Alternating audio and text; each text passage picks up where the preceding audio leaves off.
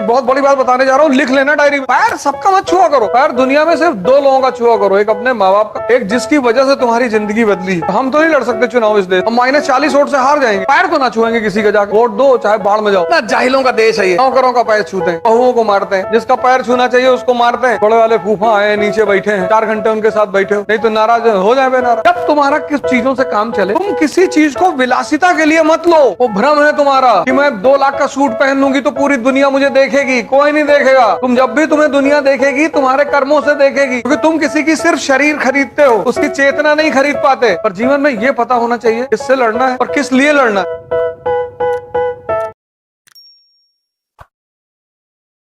इसीलिए तो ये नेता लोग तुम्हारा पैर वैर छूते हैं। और क्या वजह है?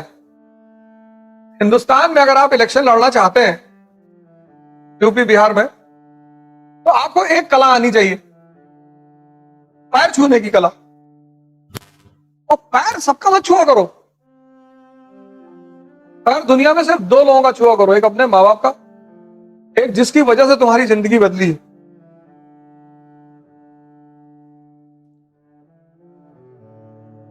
मान लो यहां कोई कलेक्टर आ गया क्लास में, तो सब उठ करके पैर छूने लगोगे, तुम्हारे रिश्तेदार हैं, नमस्ते कर लो, प्रणाम, तो भी तो इज्जत है। ये बहुत गलत प्रथा इस देश में चल रही है, पैर छूने वाली। पैर सिर्फ 2 लोगों के छू, एक अपने माँ बाप जो तुम्हें इस दुनिया में लाए, जिन्होंने तुम्हें यह वजूद दिया, पाल पोस के इतना बड़ा किया, और दूसरा जिन्होंने तुम्हारा जीवन को बदला है, राजा बनाया, चाहे कराची में बैठाया चाहे दिल्ली में बैठाया, पर राजा बनाया, उस आदमी के पैर छू, बाकी किसी के मत छू। कोई भी हो, हाथ जोड़ के नमस्ते किया करो, प्रणाम।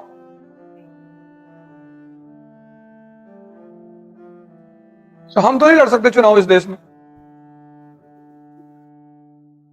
हम -40 वोट से हार जाएंगे।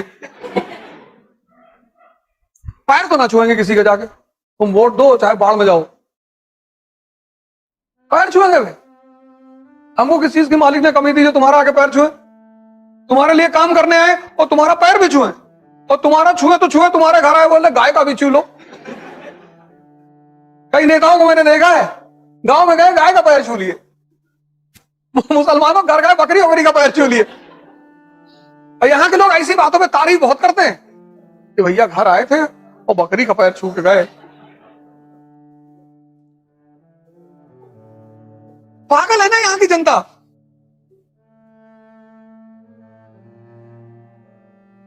हमारे लड़के का मुंडन था, उसमें आए थे भैया। क्यों बुलाते हो मुंडन में? वो संसद का जनता का प्रतिनिधि है, उसको क्यों काट देते हो ले जाके? और तुम देखो किसी घर में अगर फंक्शन है और सांसद वांसद आ गया तो उसके शरीर में इतनी लाइट चल जाती है, तुरंत पूरा परिवार भागने लगता है ऐसे करके। अरे अरे विधायक जी आ गए भैया, विधायक जी पान खा रहे हैं, ऐसे हाथ करने की, भैया यही थूक दीजिए, वहां कहां जा रहे हैं। कितना जाहिलों का देश है ये। नौकरों का पैर छूते हैं, बहुओं को मारते हैं, जिसका पैर छूना चाहिए उसको मारते हैं, जिसका पैर छूना चाहिए उसको मारते हैं, तो जलाते हैं, उसको प्रताड़ित करते हैं। जिनको घर के दरवाजे पे नहीं बुलाना चाहिए,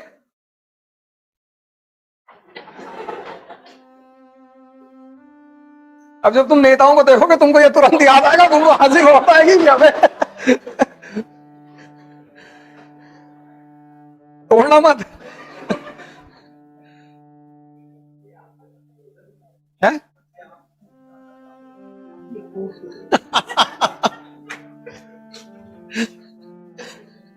ये कह रही है सब आपके अंदर आता कहां से है? ये सही बात है, ये कहीं किताब में तो लिखा नहीं है, ध्यान से आता है। इसलिए तो मैं तुमसे कहता हूं, इस आंख को खोलो, यहां से देखो, यहां से विवेक को पैदा करो, तुम्हारा जीवन बदल जाएगा। तुम नाहक में परेशान हो, 2 साल मेहनत करो, चपक कर बैठकर दुनिया से कटा हो जाओ, माँ बाप को छोड़कर किसी से बात मत करो, कोई ज्यादा टेंशन करो भगा दो, किसी के पीछे मत भागो, और किसी को फोन मत मिला करो जब तक वो तुमको ना मिलाए, चाहे लड़का हो चाहे लड़की। पढ़ते वक्त फोन स्विच ऑफ कर दो, और पढ़ने में डिस्टर्ब करो, उसको घबरों में बुला के खूब पीटो पहले। हाँ, कोई बीमार है तुम्हारा रिश्तेदार, तुम्हें उसकी जरूरत है, चले जाओ उसकी मदद कर दो, ये सब मानवता है। मानवता मत छोड़ो, लेकिन बेवकूफियां मत करो। बड़े वाले फूफा आए नीचे बैठे हैं, 4 घंटे उनके साथ बैठे हो, नहीं तो नाराज हो जाए, नाराज भागोगे, जाओ अपने घर। यहाँ आके कौन बोला था बैठने के लिए? अपना काम करो चुपचाप। सब लोग अपने आप को कृष्ण से जोड़ते हैं, कोई कंस से अपने आप को जोड़ता है? तुम ताकतवर हो जाओगे, तुमको भी लोग भगवान मान लेंगे। कोई कहता है भैया हम सुदामा बनना चाहते हैं। सब कहानियां इसीलिए बनाई गई थी कि तुम इनसे सीख लो। तुम गाना बना देते हो उस पर, अरे द्वारपालो। तुम्हारा अजीब रहता है यार, तुम सीखने के बजाय तुम उस पर गाना बना देते हो कि कन्हैया से कहते हो कि दर पे सुदामा गरीब आ गया, फिर तुम उस पर नाचते हो गांजा उंजा पी के कि भैया मजा बहुत आ रहा है। तुम्हारा यार अजीब रहता है दुनिया में।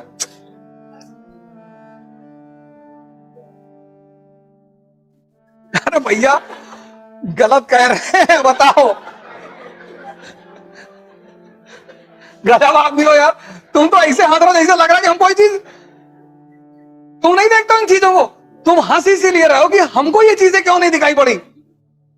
घटती तो ये सब तुम्हारे सामने भी है ना, और तुमने गौर नहीं किया। तुम गाना सुन रहे हो, तुम भी मगन हो गए, गाना बज रहा है।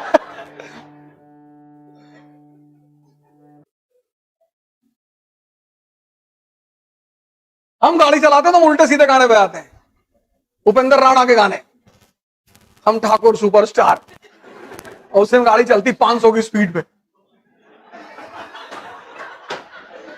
तो ये गाने में तो कुछ होता नहीं, लेकिन उसकी रिदम बड़ी प्यारी होती है। जब भी आप गाड़ी में चले और ड्राइवर गाड़ी चला रहा है तो भजन कभी मत सुनना, ड्राइवर सो जाएगा। गाड़ी चलाते वक्त ऐसा रिदम रखो कि ड्राइवर जगता रहे। वो बेचारा ड्राइवर कहे तो पाता नहीं, और गाड़ी चल रही है, रामायण लगा दी, और ड्राइवर बोर हो रहा है, लड़ गया डिवाइडर पे जाके। गाड़ी जब भी चले तो रिदमिक गाने बजाओ, मैं आई हूं यूपी बिहार लूटने, ड्राइवर चलाता रहेगा। 1640s ऐसे पढ़ा करो यार, जीवन में ऐसे ही काम करो, हंस हंस के। तुम अभी तक जीवन में रो रो के काम किए हो, बदल दो उसको, पढ़ाई करो मस्ती से, हंस कर, खुशी होकर। तुम्हारे पास आईफोन 11 है और तुम वापस कहते हो कि यार आईफोन 14 प्रो दिला दो, पूछेंगे क्या काम है? तुमने कहा उसमें चेहरा देख बड़ा गोरा दिखाई पड़ता है, तो कहेंगे कि यार फालतू को पैसा लुटा रहे हो, तुम्हारा काम चल रहा है ना। जब तुम्हारा किस चीजों से काम चले, तुम किसी चीज को विलासिता के लिए मत लो। एक बहुत बड़ी बात बताने जा रहा हूं, लिख लेना डायरी में। दुनिया को समझने के लिए 2 भागों में बांटा गया है, एक चैतन्य और एक जड़।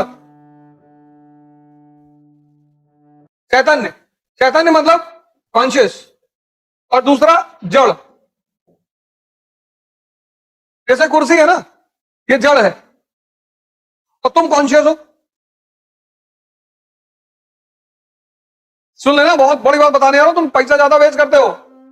अब इस चैतन्य को आनंद जब भी आएगा तो चैतन्य से ही आएगा, जड़ से कभी नहीं आएगा।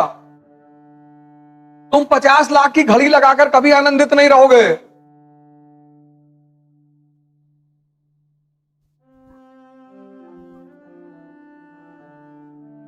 वो भ्रम है तुम्हारा कि मैं 2 लाख का सूट पहन लूंगी तो पूरी दुनिया मुझे देखेगी। कोई नहीं देखेगा। तुम जब भी तुम्हें दुनिया देखेगी, तुम्हारे कर्मों से देखेगी। तुम तेंदुलकर बन गए, तुम अरुंधति रॉय बन गए, तुम कलाम बन गए, तब दुनिया तुम्हारी तरफ देखेगी। और वैसे अगर देख रही है तो मजाक उड़ा रही है तुम्हारा। कितने यूट्यूबर इन्फ्लुएंसर हैं? यूट्यूबर देखो, रील बनाने वाले देखो, कुछ भी बना रहे हैं, कुछ भी।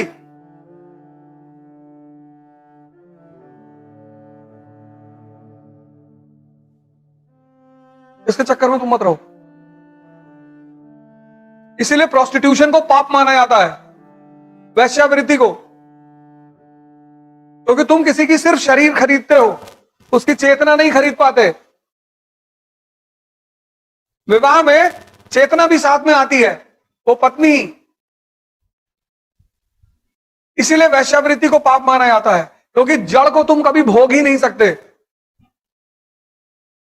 ये कुर्सी 5,000 की है और चाहे 50 लाख की, काम तो बैठने में ही आएगी ना।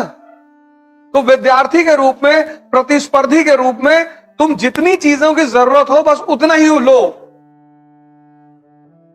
अगर तुम्हारी कोचिंग 3 किलोमीटर के अंदर में है तो तुम साइकिल से आओ यार। 3 क्या 5 किलोमीटर भी है तो भी तुम साइकिल से आओ, चाहे तुम जिसके भी लड़के हो। तो 10 किलोमीटर की डेली साइकिलिंग हो जाएगी कि नहीं? तुम्हें अलग से एक्सरसाइज करने जाने की जरूरत ही नहीं है।